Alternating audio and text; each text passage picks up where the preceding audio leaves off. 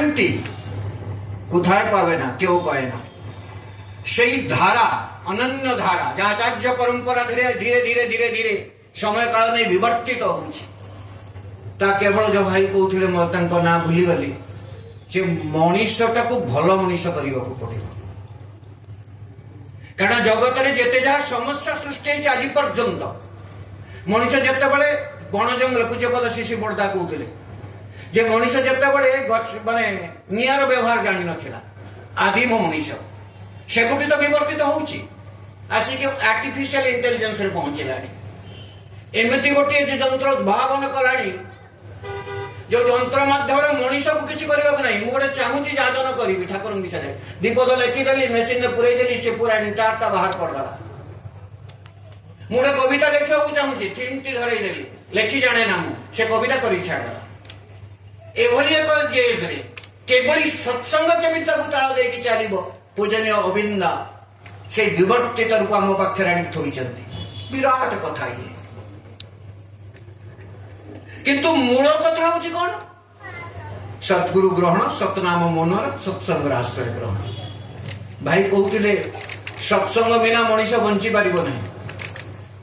ପରମ ପୁରୁଷ ସେଦିନ ଶ୍ରୀ ଠାକୁରଙ୍କୁ ଯେତେବେଳେ ଦେଓଘରେ ବସିଥାନ୍ତି, ପୂଜ୍ୟ ଦେବୀଦା ଥାନ୍ତି, ଆଉ କେହି ପାଖରେ ନଥାନ୍ତି, ଠାକୁର ଅନାମନା ହେଇକି ଚାଲୁଛନ୍ତି, ଅନଉଛନ୍ତି, କେହି ଆସୁନାହାନ୍ତି। ଆଜି କେମିତି ଫାଙ୍କା ଫାଙ୍କା ଲାଗୁଛି ଦେବୀ। ହଠାତ୍ କହିଲେ ଗୋଟେ କଥା ମନେ ରଖିଥା, ଅଫସୋସ କହିଲେ କି କଣ ପାଇଁ କହିଲେ ଲେଖା ନାହିଁ, ପୂଜ୍ୟ ଦେବୀଟା ଲେଖିଛନ୍ତି ପରକିରେ ପଢିବେ ଆପଣ ମାନେ, ଯେ ମନେ ରଖ, ଯଜନ ଯାଜନ ଇଷ୍ଟପତି ନ କଲେ କେହି ବଞ୍ଚି ପାରିବେ ନାହିଁ। ଦେବୀଟା ଆଶ୍ଚର୍ଯ୍ୟ ହେଇଗଲେ, ଲେଖିବେ କଣ, କମ ବଡ କଥା ନେଇ, ଯଜନ ଯାଜନ ଇଷ୍ଟପତି ନ କଲେ କେହି ବଞ୍ଚି ପାରିବେ ନାହିଁ। ଭଲ ମଣିଷ ହବ ତ ଦୂରର କଥା। ତ ଦେବୀଟା କିଛି ସମୟ ନୀରବ ରହିଲା ପରେ, ଠାକୁର ଏକୁ ଲେଖିବି, ଲେଖ ନା। ଭାରତ ସାରା ବିଶ୍ୱରେ ତ 550 କୋଟି ଲୋକ ବୋଧେ ସେତେବେଳେ ଥିଲେ, କୋଟି କୋଟି ଲୋକ।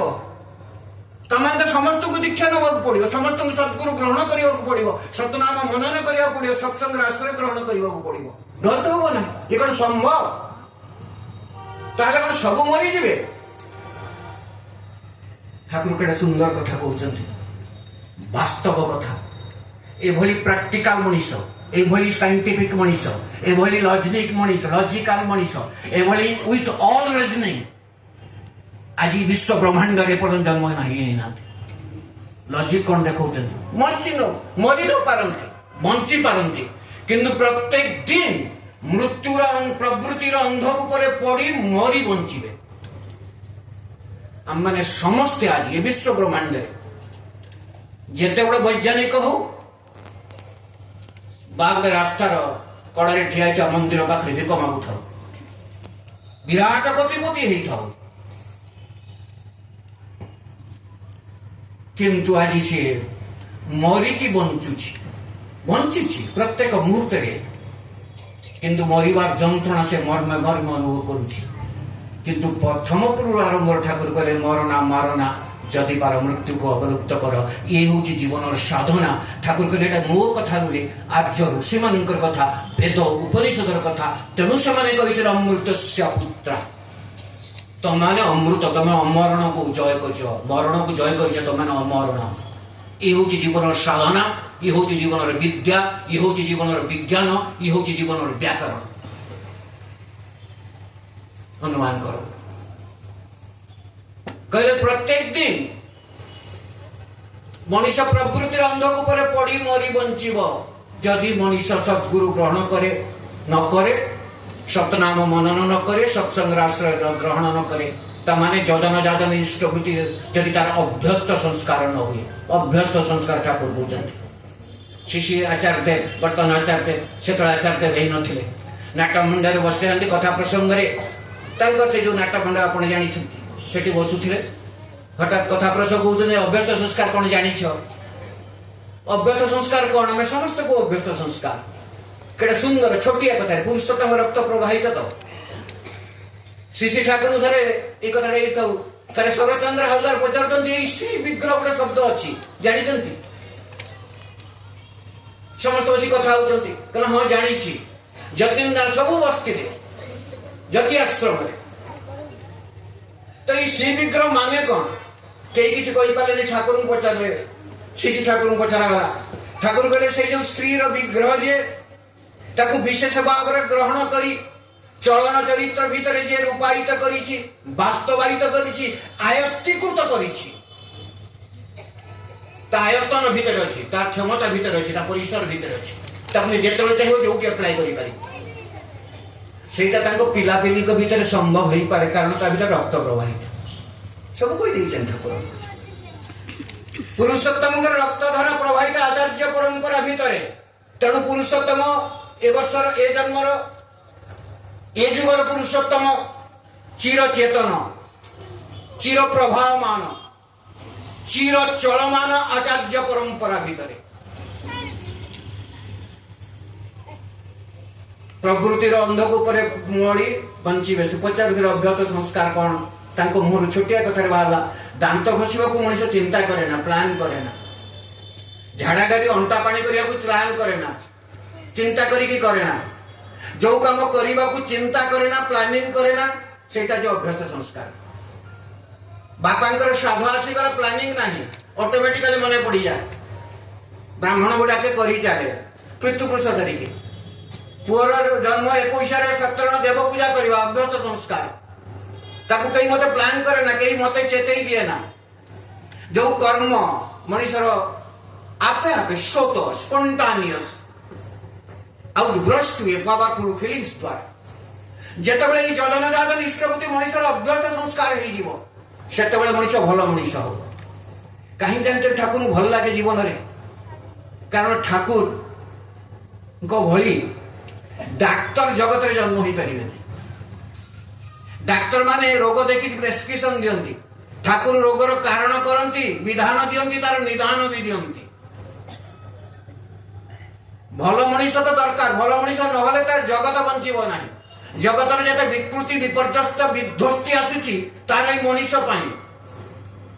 ଆପଣ ଜାଣିଛନ୍ତି ସେତେବେଳେ ରେଲୱେ ମିନିଷ୍ଟର ଥିଲେ, ଆପଣଙ୍କର ପ୍ରଧାନମନ୍ତ୍ରୀ ହେଇନଥିଲେ, ଲାଲ ବାହାଦୁର ଶାସ୍ତ୍ରୀ। ଶିଶି ଠାକୁରଙ୍କ ପାଖକୁ ଆସିଥିଲେ। ଆସିକି ଠାକୁରଙ୍କ ସହିତ କଥାବାର୍ତ୍ତା ଆପୋଷ ଆଲୋଚନା ଭିତରେ ଠାକୁରଙ୍କୁ କହୁଛନ୍ତି, ଠାକୁର ଭଲ ମଣିଷ କହୁଥିବାରୁ ସେଇ କଥାରୁ କହୁଛି ଯେ ଠାକୁର ଗୋଟେ ପ୍ରଶ୍ନ। ବର୍ତ୍ତମାନ କହୁଛନ୍ତି ଅପମିଶ୍ରଣର ଯୁଗ। ସେତେବେଳେ ଭାରତ ବର୍ଷରେ ଏବେ ବି ଅପମିଶ୍ରଣ ଅଛି। ଅପମିଶ୍ରଣ, ପ୍ରବଳ ଅପମିଶ୍ରଣର ଯୁଗ। ଧାନ ଚାଉଳରେ ଗୋଡ଼ି, ଡାଲିର ଅମୁକୁ, ଚିନିର ଅମୁକୁ, ଚାରିଆଡ଼େ ତେଲର ମିଶ୍ରଣ। ମଣିଷ ଜୀବନ କ୍ଷୟ ଆଡ଼କୁ ଯାଉଛି। ଇଏ କାହିଁକି ହଉଛି, ଆର ନିରାକରଣ କେମିତି? ଶିଶି ଠାକୁର କହିଲେ, କାରଣ ଜାଣିଲେ ନିରାକରଣ ସମ୍ଭବ ହୁଏ। ମଣିଷ ତ କାରଣମୁଖୀ ହଉନାହିଁ, ତେଣୁ ନିରାକରଣ ମନ ମାଫିକ କରୁଛି, କାରଣ ନ ଜାଣିକି କରୁଛି।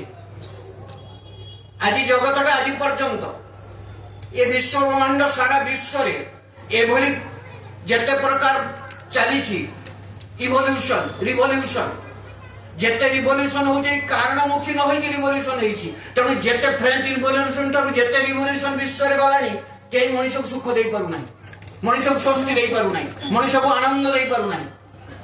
ତାର କାରଣ ହଉଛି, କାରଣ ନ ଜାଣିକି ମଣିଷ ତାର ନିରାକରଣ କରି ଚାଲିଛି। ଶାସ୍ତ୍ରୀଜୀ ବୁଝିପାରିଲେନି କଥାଟାକୁ, ହାତ ଯୋଡ଼ିକି ପଚାରିଲେ ଲାଲ ବାହାଦୁର ଶାସ୍ତ୍ରୀ। ଠାକୁର କହୁଛନ୍ତି, ଧାନରେ ନା ଚାଉଳରେ ଗୋଡ଼ି ମିଶୁଛି? ନା ଆଜ୍ଞା। ନା ଧାନଟା ଆପଣ କିଏ ଉତ୍ପାଦନ କରେ? ନା ମଣିଷ। ନା ମଣିଷ ଯେତେବେଳେ ଧାନ ବୁଣେ ବିଲରେ, କ'ଣ ବୁଣେ? ନା ଧାନ ବୁଣେ। ନା ଯେତେବେଳେ ଗଛରୁ ଧାନ ହୁଏ, କ'ଣ ହୁଏ? ନା ଧାନ ହୁଏ। ନା ଧାନକୁ ଯେତେବେଳେ ଆସି ପ୍ରୋସେସିଂ କରିକି ପ୍ରୋସେସିଂ କରେ, ସେଥିରୁ କ'ଣ ବାହାରେ? ନା ଚାଉଳ ବାହାରେ। ନା ତା ଦେହରେ ଗୋଡ଼ି ବାହାରେ କି? ନା ଧାନରୁ କେମିତି ଗୋଡ଼ି ବାହାରିବ? ତାହେଲେ ଗୋଡ଼ିଟା ମିଶେଇଛି କିଏ? ନା ମଣିଷ ମିଶେଇଛି। ଆକ୍ଚୁଆଲି ମଣିଷଟା ପଲ୍ୟୁଟେଡ୍ ହେଇଛି, ମଣିଷଟା ଅପମିଶ୍ରିତ ହେଇଛି। ସେଇ ମଣିଷଟା ଯେତେବେଳେ ପରିବର୍ତ୍ତିତ ନ ହବ, ମଣିଷଟା ଯେତେବେଳେ ଶୁଦ୍ଧ ନ ହବ, ମଣିଷଟା ଯେତେବେଳେ ସୁନ୍ଦର ନ ହବ, ନୀତିବାନ ନ ହବ, ସେ ପର୍ଯ୍ୟନ୍ତ କିଛି ହେଇପାରୁନି। ଯେତେ ନିୟମ କରନ୍ତୁ, ଯେତେ ନିରାକରଣର ପ୍ରୋସେସ କରନ୍ତୁ, ଏ ମଣିଷ ଭଲ ହବ କେମିତି? Advocate general Bihar government Baldev सहाय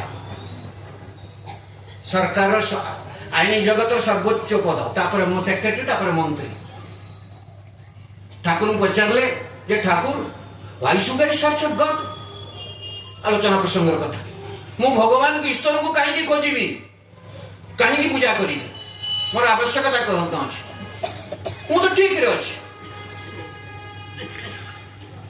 तो ठाकुर कहते मनीष ईश्वर भगवान को पूजा करवा तार इनर हिंग करी आजन्म क्षुदा आपण गोटे आजन्म मूर्ख एवं से आजन्म काल आजन्म अंध आजन्म बोका तमने किछि जानि नै जगत विषय कथा कोई जाने ना सुनी पारे ना देखी पारे ना कौन जानिछो तांको किंतु पचास तीनटा कथा बुझी पारे भगवान बुझी पारे बापा माँ बुझी पारे आउ किछि बुझु न बुझु तेणु भगवान को पूजा करिया मनुष्यर इन ठाकुर इंग्रजी शब्द ठाकुर बहुत इंग्रजी शब्द व्यवहार कर हेंकरी मनुष्य हेंकर करे आग्रह उद्वेग उद्दीपना उद्वेग आकुलता थाए भगवान पूजा करने पाए कहीं थाए पचारे बलदेव साहेब कहीं थाए ये जो भाई कहले आम भल हवा चाहूँ प्रकृत